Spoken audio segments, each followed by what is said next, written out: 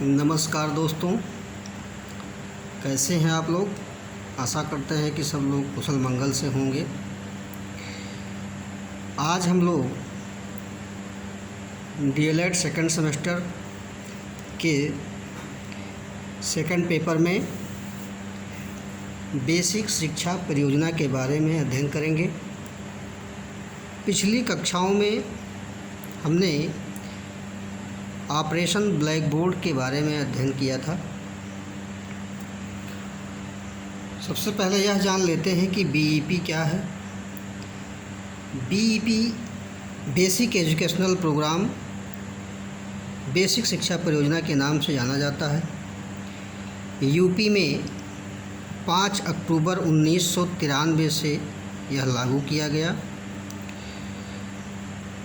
और यह शुरुआत के 17 ज़िलों से शुरू किया गया था।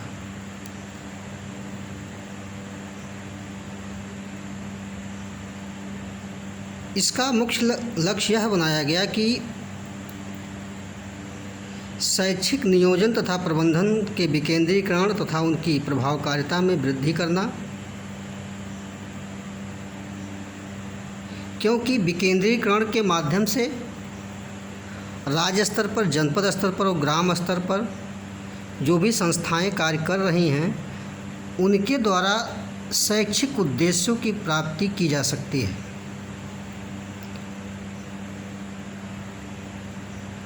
और अगर इसके मुख्य लक्ष्यों की बात करें तो हम यह देखते हैं कि पहला है सार्वजनिकरण नामांकन, और दूसरा है शिक्षा की अवधि में पूर्णता, और तीसरा है शैक्षिक गुणवत्ता में सुधार।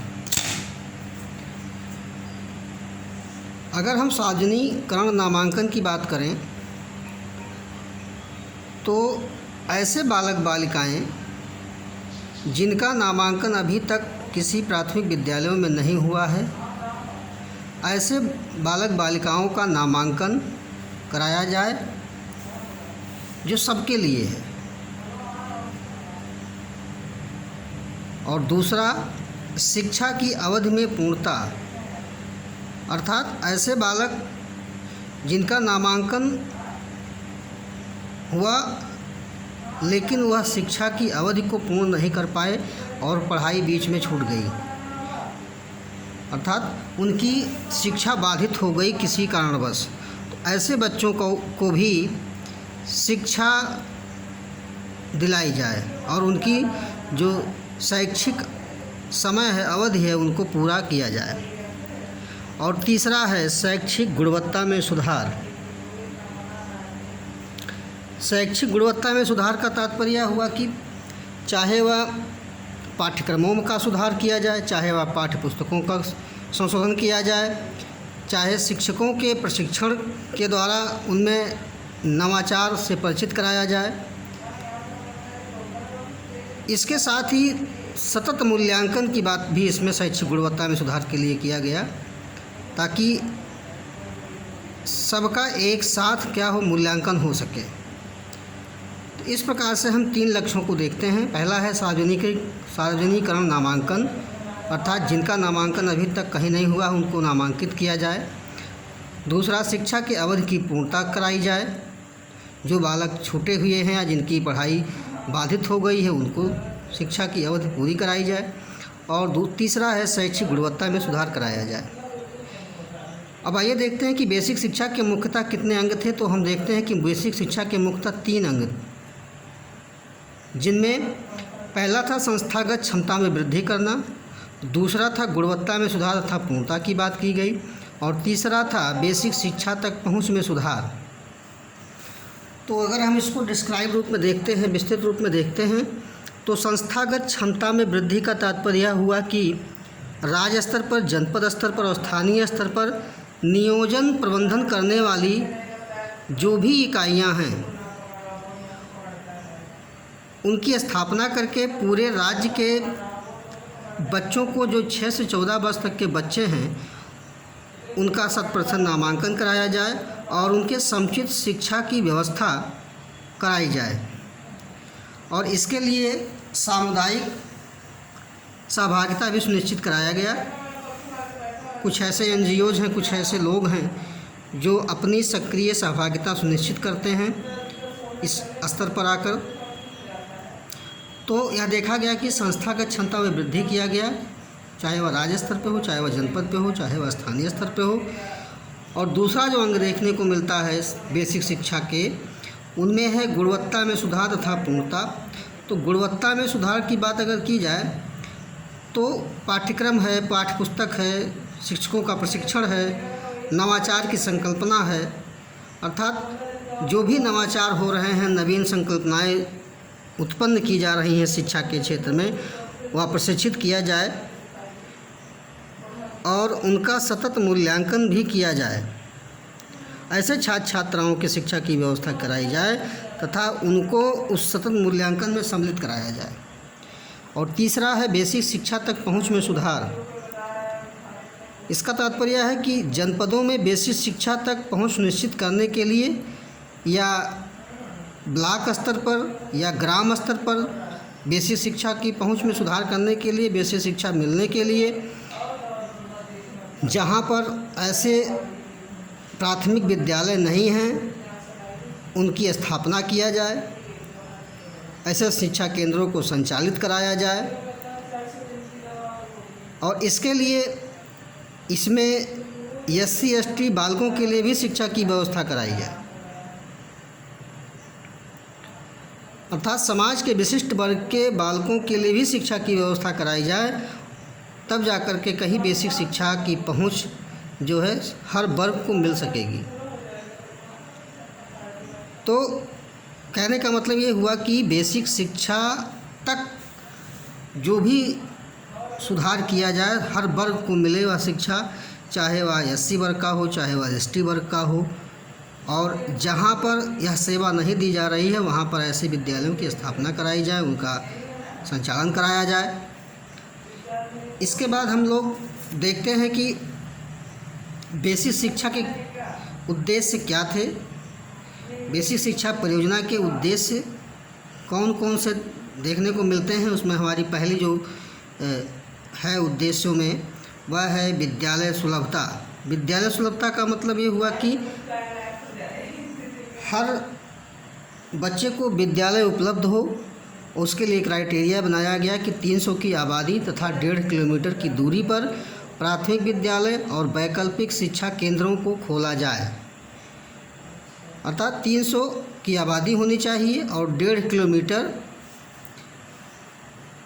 किलोमीटर की दूरी पर प्राथमिक विद्यालय और वैकल्पिक शिक्षा केंद्रों को खोला जाए। वैकल्पिक शिक्षा केंद्र का मतलब ये हुआ कि छोटे बच्चों के साथ साथ बड़े लोगों को भी शिक्षा दीक्षा दी जाए विकल्प के रूप में। और दूसरा है नामांकन। यह 2000 तक 6 से 14 वर्ष तक के बच्चों का विद्यालयों में 100% नामांकन की बात की गई। जो लक्ष्य 5 अक्टूबर 1993 से शुरू हुआ था 17 जिलों से, वह नामांकन 2000 तक आकर के 6 से 14 वर्ष तक के बच्चों को 100% करने की बात कही गई। और तीसरा है उपलब्धि प्राप्त करना, अर्थात अचीवमेंट गेन कराना। तो यह भी सन 2000 तक के विद्यालयों में, सन 2000 तक विद्यालयों में नामांकित जो बच्चे हैं उनके न्यूनतम अधिगम स्तर में तथा उनकी दक्षता को विकसित करने की बात कही गई। कहने का मतलब यह है कि जो जिस योग्यता को धारण करता है उसमें उसको दक्ष बनाना है। यदि बालक कक्षा 4 का अधिगम स्तर रखता है तो उसको उस अधिगम स्तर में दक्ष बनाया जाए, कुशल बनाया जाए, प्रवीण बनाया जाए। यही उपलब्धि प्राप्त करने का उद्देश्य रखा गया। और चौथा है सतत शिक्षा।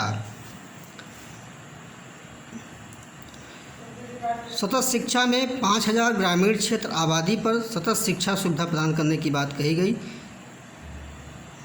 सतत शिक्षा 5000 ग्रामीण क्षेत्र जहाँ पर आबादी होगी वहाँ पर लगातार या सतत शिक्षा की सुविधा प्रदान करने की बात उद्देश्य में रखी गई। इस प्रकार हम लोग अब इसके बाद देखते हैं कि बेसिक शिक्षा के मूलतः 2 कार्यों के बारे में चर्चा करेंगे। पहला है प्रबंधकीय व्यवस्था और दूसरा है अकादमिक व्यवस्था। प्रबंधकीय व्यवस्था और अकादमिक व्यवस्था। प्रबंधकीय स्तर पर राज्य स्तर पर राज्य परियोजना परिषद की स्थापना की बात कही गई, जो अंगों के रूप में कार्य कर रहे हैं। जनपद स्तर पर जिला शिक्षा परियोजना समिति अंगों के रूप में कार्य कर रही है। विकास खंड स्तर पर ब्लॉक शिक्षा समिति कार्य कर रही है और ग्रामीण स्तर पर ग्राम शिक्षा समिति कार्य कर रही है। यह प्रबंधकीय सिस्टम है। और अगर हम अकादमिक की बात करें, जो एकेडमिक रूप से हैं, जिसको हम गवर्नमेंट कह सकते हैं, गवर्नमेंट के द्वारा स्थापित संस्थाएं हैं और यह मैनेजमेंट जो भी व्यवस्थाएं इसमें हैं वो चल रही हैं, जिसमें सीमैट है, डाइट है, बीआरसी है और एनपीआरसी है। सीमैट जो है राज्य शैक्षिक प्रबंधन प्रशिक्षण संस्थान है। इसके फुल फॉर्म को आप लोग याद करते रहिए, यह परीक्षा की दृष्टि से बहुत ही इम्पोर्टेंट है। जनपद स्तर पर जिला शिक्षा प्रशिक्षण संस्थान डाइट है और विकास खंड स्तर यानी ब्लॉक पे बीआरसी है और न्याय पंचायत स्तर पर न्याय पंचायत है यानी एनपीआरसी है। तो इस प्रकार हम देखते हैं कि बेसिक शिक्षा परियोजना के कार्य तथा क्रियान्वयन के लिए ये सब संस्थाएं कार्य कर रही हैं। अब इनकी स्थिति क्या है, इनके क्रियान्वयन की स्थिति क्या है, आइए हम इसको देख लेते हैं। तो इनकी स्थिति कुछ इस प्रकार है, जैसे पहला है एससीईआरटी। एससीईआरटी मतलब राज्य शैक्षिक अनुसंधान और प्रशिक्षण परिषद के द्वारा शिक्षक प्रशिक्षण कार्यक्रम, पाठ्य पुस्तकों, सामग्री का निर्माण, मूल्यांकन, तकनीकी तथा दक्षताओं का विकास किया जाना प्रस्तावित है। इतने सारे कार्य एससीईआरटी द्वारा कराए जाते हैं। इसके बाद दूसरा है राज्य शैक्षिक प्रबंधन एवं प्रशिक्षण संस्थान, जिसको हम सीमैट कहते हैं। इसका जो मुख्यालय है वो एलनगंज इलाहाबाद में आपको मिलेगा।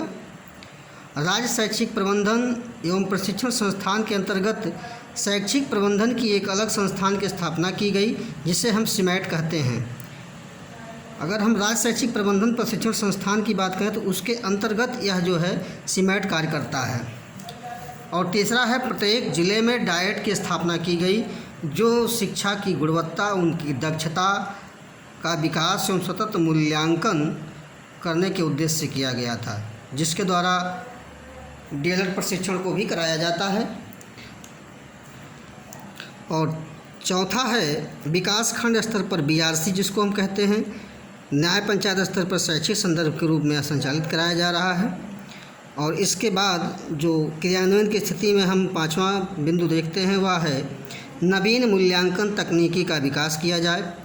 जो नवीन मूल्यांकन, जो नवीन विधियां हैं उनके द्वारा, नवीन तकनीकों के द्वारा विकास कराया जाए, सतत मूल्यांकन कराया जाए। बालिका शिक्षा के अंतर्गत छात्राओं के 100% नामांकन और क्षेत्रीय आवश्यकताओं के अनुरूप बालिका शिक्षा के विकास में एक प्रयास किया जाए। और अंतिम में देखते हैं कि नवाचार कार्यक्रमों का संचालन, विद्यालय में कार्यान्वयन में विशिष्ट बालकों की शिक्षा योजना प्रस्तावित की जाए। तो इस प्रकार हम बेसिक शिक्षा की कार्य एवं क्रियान्वयन की स्थिति को देखते हैं। जो भी चीज़ें बेसिक शिक्षा परियोजना को सफल बनाने में कराई गई, चाहे वह एससीईआरटी के रूप में हो, सीमैट के रूप में हो, डाइट के रूप में हो, बीआरसी के रूप में हो, एनपीआरसी के रूप में हो, ये सारे संस्थान चाहे एकेडमिक रूप में हो, चाहे वह प्रबंधकीय रूप में हो, इनके द्वारा बेसिक शिक्षा परियोजना को सफल बनाया जा रहा है। इस प्रकार हम देखते हैं कि बेसिक शिक्षा परियोजना में जो मुख्यतः बिंदु देखने को मिलता है वह है बेसिक शिक्षा के समग्र नामांकन एवं गुणात्मक उन्नयन हेतु संचालित की गई थी। और इसका उद्देश्य बच्चों की शिक्षा के लिए विद्यालय सुलभ कराना, बच्चों का नामांकन बढ़ाना और उनके शिक्षा में उपलब्धि स्तर बढ़ाना था। धन्यवाद। चैनल को लाइक और सब्सक्राइब करें।